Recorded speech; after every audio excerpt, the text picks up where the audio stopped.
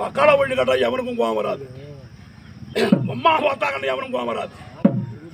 எவனாயிரம் மனதார தொட்டு தாலி கட்டிய மனைவியை பேசிவிட்டால் அவனை துண்டித்து விடுவான். நீ அந்த மாதிரி பேசியிருந்தாலும் நம்ம அண்ணன் பேசலாம் போறான்னு பொறுத்து இருப்பேன். நீ அதையாட செய்த பாவி. ஐயா மாதா சபையில் வைத்தாய்